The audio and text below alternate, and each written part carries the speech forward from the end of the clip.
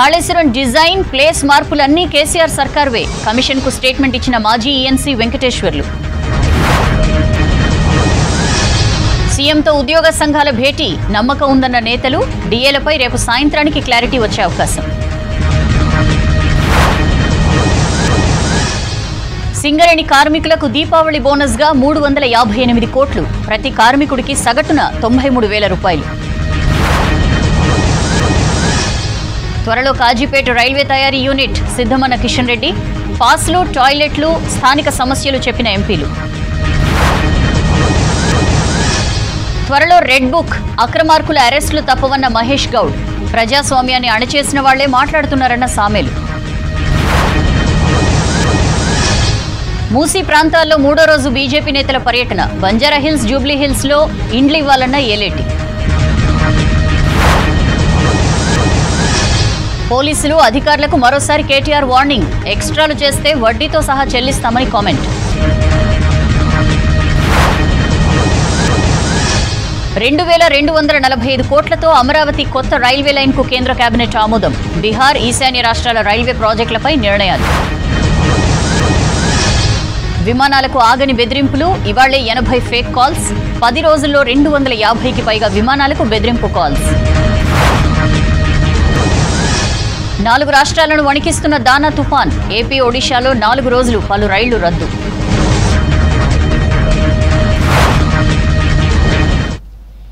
Details చూద్దాం. Kaleshwaram commission ఎదుట మాజీ ఈఎన్సీ నల్లా వెంకటేశ్వర్లు హాజరయ్యారు. ప్రాజెక్టు ప్లాన్ నుంచి నిర్మాణం జరిగిన తీరు వరకు ఘోష్ కమిషన్ ప్రశ్నలు సంధించింది.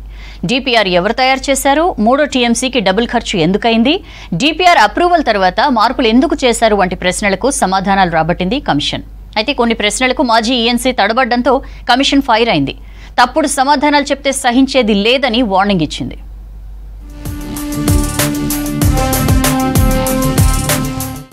కాళేశ్వరం ప్రాజెక్టులో అవకతవకలపై జస్టిస్ ఘోష్ కమిషన్ విచారణ కొనసాగుతోంది. బహిరంగ విచారణకు హాజరయ్యారు మాజీ ఈఎన్సీ నల్లా వెంకటేశ్వర్లు.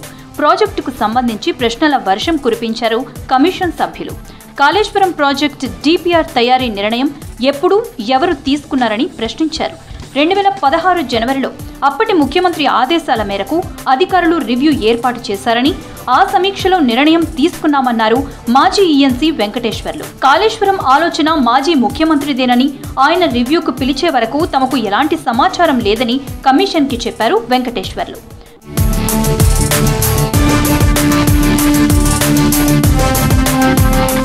ప్రతిరోజు 2 టీఎంసీలు ఎత్తిపోసేందుకు 40,000 కోట్ల వరకు ఉండే ఖర్చు 3 టీఎంసీలు అయ్యేసరికి డబుల్ ఎలా అయిందని ప్రశ్నించింది కమిషన్. కేవలం అదనంగా 2 లక్షల ఎకరాల కోసం అన్ని వేల కోట్ల రూపాయలు ఖర్చు చేయాలా అని నిలదీసింది. ప్రాణహిత చేవెల దగ్గర 2 లిఫ్టులు తక్కువ విద్యుత్ ఖర్చు కాదని, కాళేశ్వరం 3వ లిఫ్టుకు ఎక్కువ ఎందుకు ఖర్చు చేశారని ప్రశ్నించింది. కాళేశ్వరం ప్రాజెక్టు నార్మల్ కాదని, ఇది ప్రత్యేకమైన గ్యారేజీ అని తెలిపారు వెంకటేశ్వర్లు.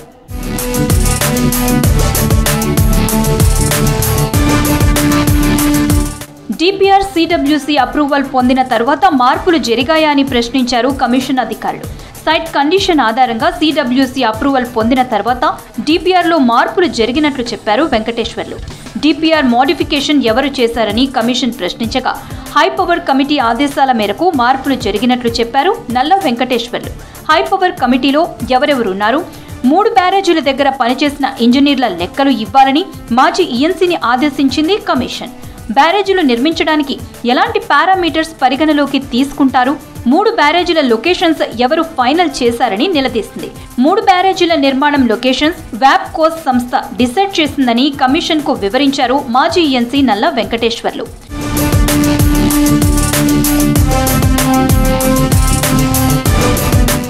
బహిరంగ విచారణకు హాజరైన వెంకటేశ్వర్లను కాళేశ్వరం కమిషన్ గుచ్చిగుచ్చి ప్రశ్నించింది.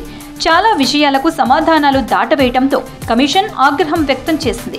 జ్యుడిషియల్ కమిషన్ ఎదుట హాజరైన విషయాన్ని గుర్తుపెట్టుకుని నిజాలు, డాక్యుమెంట్లోని ఆధారాలు మాత్రమే చెప్పాలని హెచ్చరించింది. నిరాధారమైన వ్యాఖ్యలు చేస్తే చర్యలు ఎదుర్కోవాల్సి వస్తుందని స్పష్టం చేసింది. సింగరేణి కార్మికులకు దీపావళి బోనస్ రిలీజ్ చేసింది ప్రభుత్వం. రేపు కార్మికుల ఖాతాలో జమ కానున్నాయి. ఇటు మలేషియా టూర్లో ఉన్న తుమ్మల రాష్ట్రంలో సీడ్ గార్డెన్ కోసం ఏర్పాట్లు చేస్తున్నామని ప్రకటించారు. జర్మనీ ప్రతినిధులు శ్రీధర్ బాబుతో భేటీ అయ్యారు. రాష్ట్రంలో పెట్టుబడులు పెట్టేందుకు ఆసక్తి ఉన్నట్లు తెలిపారు. సింగరేణి కార్మికులకు దీపావళి బోనస్ విడుదల చేశారు డిప్యూటీ సీఎం బట్టి విక్రమార్క. బోనస్ కింద 358 కోట్లు రిలీజ్ చేస్తున్నట్లు చెప్పారు. ఒక్కో కార్మికుడి బ్యాంకు ఖాతాలో 93,750 రూపాయలు జమ చేయనున్నట్లు తెలిపారు బట్టి. బోనస్ నగదు శుక్రవారం నాడు కార్మికుల బ్యాంక్ అకౌంట్లలో జమ కానున్నట్లు చెప్పారు. మలేషియాలో వ్యవసాయ మంత్రి తుమ్మల నాగేశ్వరరావు పర్యటన కొనసాగుతోంది. FGV కంపెనీ సీడ్ గార్డెన్ను మంత్రి పరిశీలించారు. నర్సరీలను అధునాతన సాంకేతిక పద్ధతిలో నడుపుతున్న విధానాన్ని తెలుసుకున్నారు తుమ్మల. రాష్ట్రంలోనే సొంతంగా సీడ్ గార్డెన్ ఏర్పాటుకు అవకాశాలను పరిశీలిస్తున్నామన్నారు. దీనికోసం FGV కంపెనీ సహకారం అందజేయాలన్నారు. ఆ తర్వాత పామాయిల్ తోటను సందర్శించారు మంత్రి. ఈ సీజన్లో రికార్డు స్థాయిలో 150 లక్షల మెట్రిక్ టన్నుల వరి దిగుబడిని సాధించామన్నారు మంత్రి ఉత్తమ్ కుమార్ రెడ్డి. సూర్యాపేటలో గవర్నర్ బిష్ణుదేవ్ పర్యటించారు. IDOCలో ఇంటరాక్ట్ అయ్యారు. సజావుగా కొనుగోలు చేసేందుకు విస్తృత ఏర్పాట్లు చేశామన్నారు ఉత్తమ్. ఇప్పటికే 20,000 కోట్ల నిధులు వెచ్చించామన్నారు. సన్న రకం వరికి 500 రూపాయల బోనస్ ఇస్తామన్నారు ఉత్తమ్. రాష్ట్రంలో పెట్టుబడులు పెట్టేందుకు జర్మనీలోని రైన్లాండ్ స్టేట్ ఇంట్రెస్ట్గా ఉందన్నారు IT పరిశ్రమల మంత్రి దుద్దిల్ల శ్రీధర్ బాబు. రైన్లాండ్కు చెందిన ఉన్నత స్థాయి ప్రతినిధి బృందం సెక్రటేరియట్లో శ్రీధర్ బాబుతో భేటీ అయ్యింది.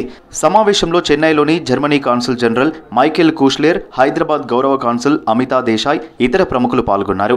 రసాయనాలు, ఫార్మా ఉత్పత్తి, బయోటెక్నాలజీ, వ్యాక్సిన్లు, ప్యాకేజింగ్, పౌల్ట్రీ, వ్యవసాయం, ఆటోమొబైల్స్, లాజిస్టిక్స్ వంటి విభాగాల్లో భాగస్వాములు కావడం, పెట్టుబడులు పెట్టే అవకాశాలపై చర్చించారు.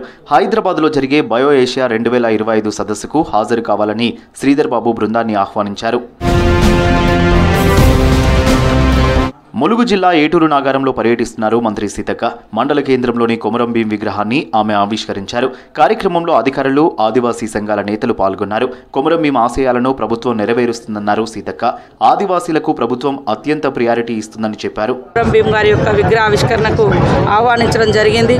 ఇలాంటి మహనీయుల యొక్క విగ్రహాలు అవసరం. వాస్తవానికి కొమరం భీం అయినా, అంబేద్కర్ గారైనా ఆనాడు వారి యొక్క పోరాట స్ఫూర్తి, వారు రాసినటువంటి అంబేద్కర్ గారు ఇచ్చినటువంటి రాజ్యాంగ స్ఫూర్తి, మరి కొమరం భీం గారి యొక్క పోరాట స్ఫూర్తి, అవన్నీ ఈరోజు ఈ తరాలకు అవసరం. ఖచ్చితంగా భవిష్యత్తులో కూడా ఈ అటవీ ప్రాంతంలో ఉన్నటువంటి ఆదివాసీల సమస్యల పట్ల సీఎం గారు సానుకూలంగా ఉన్నారు.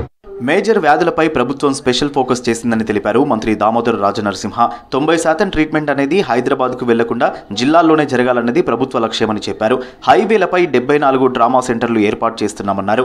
మెదక్ కొత్త మెడికల్ కాలేజీలో క్లాసుల ప్రారంభోత్సవానికి మంత్రి కొండా సురేఖతో కలిసి హాజరయ్యారు దామోదర. రాబోయే విద్యా సంవత్సరం నర్సింగ్, పారామెడికల్ కళాశాల మంజూరు చేస్తామని ప్రకటించారు. ప్రతి జిల్లాలో ప్యారేటివ్ కేర్ ఉండాలి. 90% ట్రీట్మెంట్ అనేది చెడ్డ నగరాలకు పోకుండా సామాన్యుడికి ఇక్కడ ఆ వైద్య సదుపాయాలు కల్పించాలనే ఒక పాలసీ రాష్ట్ర ప్రభుత్వం. సియోల్లో మంత్రులు పొంగులేటి, పొన్నం, ఇతర అధికారుల పర్యటన ముగిసింది. 5 రోజుల టూరులో మూసీ ప్రక్షాళన, వేస్ట్ మేనేజ్మెంట్పై దృష్టి పెట్టారు మంత్రులు. సియోల్లో చేపట్టిన ప్రాజెక్టులను పరిశీలించారు. ఇవాళ తిరిగి హైదరాబాద్కు బయలుదేరనున్నారు. తాము సియోల్ నుంచి వచ్చేలోపే గత ప్రభుత్వ కుంభకోణం పేలుతుందన్నారు మంత్రి పొంగులేటి శ్రీనివాసరెడ్డి. గత బీఆర్ఎస్ ప్రభుత్వంలో అనేక అవకతవకలు జరిగాయని చెప్పారు. ధరణి సహా 4-5 కుంభకోణాలు చేశారన్నారు. కుంభకోణాల్లో ఏదో ఒకటి దీపావళిలోపే టపాసులో పేలుతుందన్నారు. తాము సియోల్ నుంచి హైదరాబాద్లో దిగేలోపే బ్లాస్ట్ అవుతుందన్నారు. అరెస్ట్ చేయాలా, జీవితకాలం జైల్లో పెట్టాలా అనేది చట్టం చూసుకుంటుందన్నారు. ఆస్తుల రికవరీ కూడా చట్టమే చూసుకుంటుందన్నారు పొంగులేటి శ్రీనివాసరెడ్డి. ఏదైతే గత ప్రభుత్వంలో జరిగిన అనేక అవకతవకల్లో భాగంగా అది ధరణియే కావచ్చు, ఫోన్ ట్యాపింగే కావచ్చు, ఇంకా ఇతరత్ర 4-5 స్కామ్స్ ఉన్నాయి. ఆ స్కాముల్లో ఏదో ఒక స్కాము ఈ దసరా దీపావళి లోపే తపాసులా పేలుతుందా అని అడిగినప్పుడు తప్పకుండా పేలుతుందని చెప్పాం. పేలటానికి సిద్ధంగా ఉంది. మనం సీఎం నుంచి హైదరాబాద్ దిగే లోపలనే పేలబోతుంది. అంటే ఈ పేలుడు అరెస్టుకు దారి తీస్తుందంటారా? ఓన్లీ ఇంటి ముందు అరెస్టు చేయాలా, లైఫ్ లాంగ్ జైల్లో పెట్టాలా, లేకపోతే ఉన్న ఆస్తులన్నీ రికవరీ చేయాలన్నది అది చట్టం చూస్తుంది. తీసుకునే నిర్ణయం ఓన్లీ పొగ శబ్దం మాత్రమేనా సార్? కూడా ఉంటుందా? అంటే పొగ శబ్దము నార్మల్ గా తపాసులకు వస్తుంది. ఇది అటువంటిది కాదు. వీళ్ళు చేసిన స్కాములు చట్టాలను పూర్తిగా అతిక్రమించి చట్టాలకు భిన్నంగా వాళ్ళ అయ్యి సంపాదించిన ఆస్తితో వాళ్ళ తాత సంపాదించిన ఆస్తి లాగానో చేశారు కాబట్టి ఫలితాలు అనిపిస్తారు. ఈ బాంబు ఎవరికి వేలబోతుంది? కుటుంబంలో 5 సభ్యులు ఉన్నారు. ఎవరో ఒకళ్ళు ఉంటారు, దాంట్లో ఎవరో ఒకళ్ళు ఉంటారు.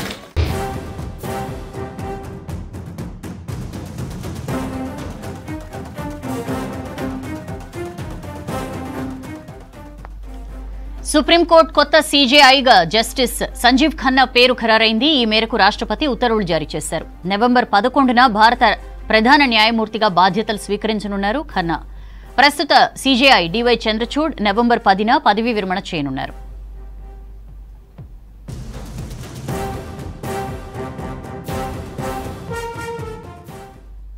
జస్టిస్ సంజీవ్ ఖన్నా 1960 మే 14న జన్మించారు. 1983లో ఢిల్లీ బార్ కౌన్సిల్లో న్యాయవాదిగా నమోదు చేసుకున్నారు. మొదట్లో 30 హజారీ కాంప్లెక్స్లోని జిల్లా కోర్టులో ప్రాక్టీస్ చేశారు. ఢిల్లీ హైకోర్టు అదనపు న్యాయమూర్తిగా 2005లో పదోన్నతి పొందారు. 2006లో శాశ్వత న్యాయమూర్తిగా నియమితులయ్యారు. జస్టిస్ ఖన్నా 2019 జనవరి 18న సుప్రీంకోర్టు న్యాయమూర్తిగా పదోన్నతి పొందారు.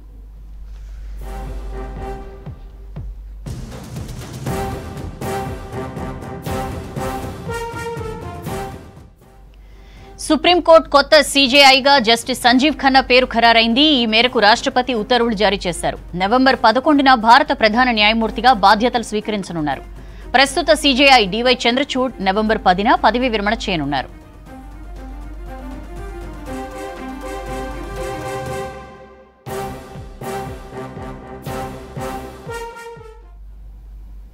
జస్టిస్ సంజీవ్ ఖన్నా 1960 మే 14న జన్మించారు. 1983లో ఢిల్లీ బార్ కౌన్సిల్లో న్యాయవాదిగా నమోదు చేసుకున్నారు. మొదట్లో 30 హజారీ కాంప్లెక్స్లోని జిల్లా కోర్టులో ప్రాక్టీస్ చేశారు. ఢిల్లీ హైకోర్టు అదనపు న్యాయమూర్తిగా 2005లో పదోన్నతి పొందారు. 2006లో శాశ్వత న్యాయమూర్తిగా నియమితులయ్యారు. జస్టిస్ ఖన్నా 2019 జనవరి 18న సుప్రీంకోర్టు న్యాయమూర్తిగా పదోన్నతి పొందారు.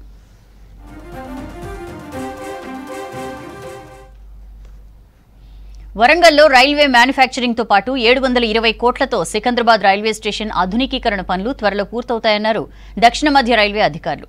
సౌత్ సెంట్రల్ రైల్వే పరిధిలోని ఎంపీల సమావేశం జీఎం అరుణ్ కుమార్ ఆధ్వర్యంలో జరిగింది. ఆయా పార్లమెంట్ పరిధిలో రైల్వే సమస్యలపై దక్షిణ మధ్య రైల్వే దృష్టికి తీసుకెళ్లారు ఎంపీలు.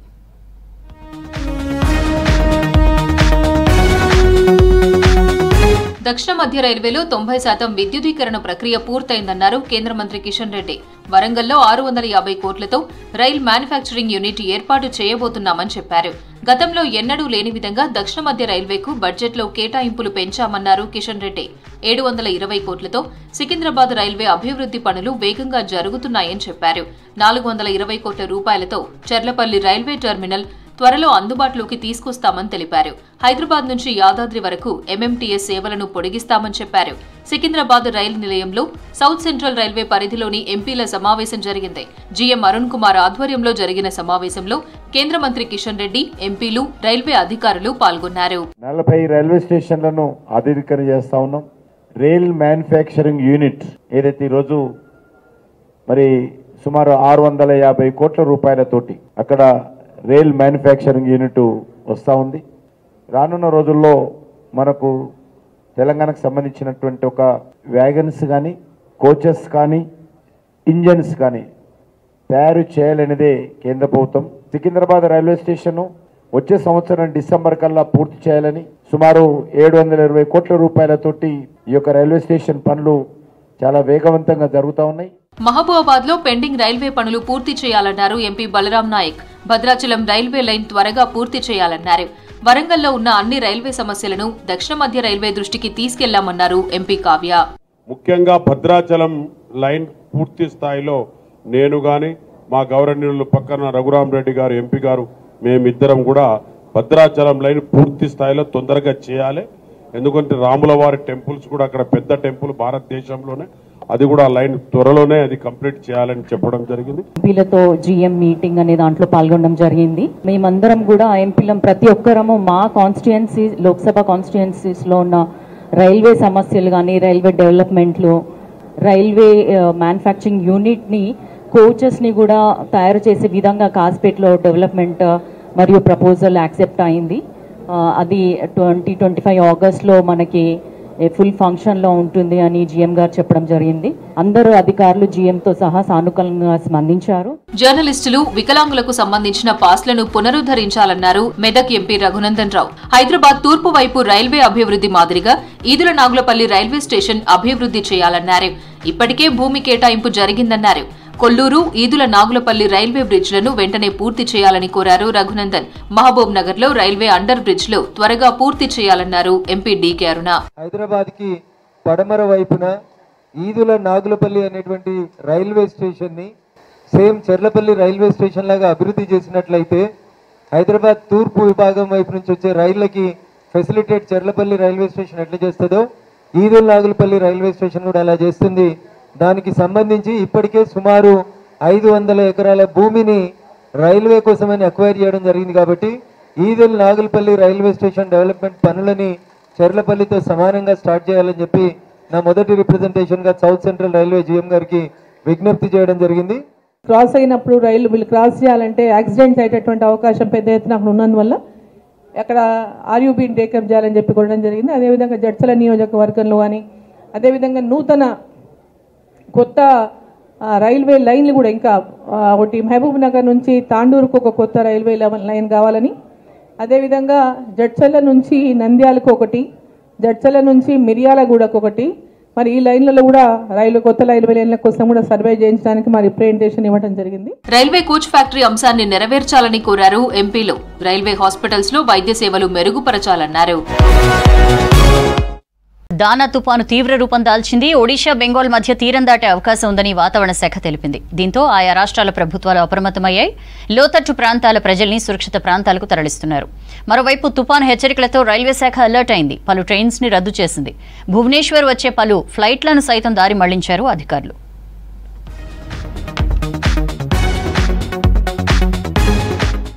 బంగాళాఖాతంలో ఏర్పడిన దానా తుఫాన్ తీవ్ర రూపం దాల్చింది. తూర్పు మధ్య బంగాళాఖాతంలో కేంద్రీకృతమైన తుఫాన్ వాయువ్య దిశగా కదులుతోంది.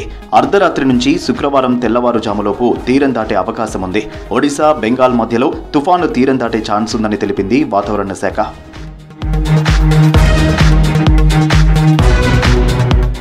ప్రస్తుతం దానా తుఫాన్ ఒడిశాలోని పరాదీప్కు 260 కిలోమీటర్ల దూరంలో కేంద్రీకృతమై ఉంది. బెంగాల్లోని సాగర్ ద్వీపానికి 350 కిలోమీటర్ల దూరంలో ఉన్నట్లు ఐఎండీ తెలిపింది. ఒడిశా, పశ్చిమ బెంగాల్పై తుఫాను ప్రభావం తీవ్రంగా ఉండనుంది. తీరం వెంబడి 100 నుంచి 110 కిలోమీటర్ల వేగంతో పెనుగాలులు వీస్తాయని హెచ్చరించింది IMD. Yesterday already predicted that the cyclonic storm Dana is going to be intensified into a severe cyclonic storm by today morning while moving in a northwestwards direction. And I am happy to say that as per the IMD prediction, the cyclone moved in the anticipated track and it intensified into a severe cyclonic storm yesterday night. దానా తుఫాన్ హెచ్చరికలతో బెంగాల్, ఒడిశా రాష్ట్ర ప్రభుత్వాలు అప్రమత్తమయ్యాయి. తుఫాన్తో జరిగే నష్టాన్ని తగ్గించడానికి అధికారులు ముందు జాగ్రత్త చర్యలు చేపట్టాయి. ఇప్పటికే లోతట్టు ప్రాంతాల ప్రజలను సురక్షిత ప్రాంతాలకు తరలించారు అధికారులు. రిలీఫ్ క్యాంపుల్లోని ప్రజలకు ఫుడ్, మెడికల్ సౌకర్యాలు కల్పిస్తున్నారు. విద్యా సంస్థలను సైతం మూసివేశారు ఆఫీసర్లు.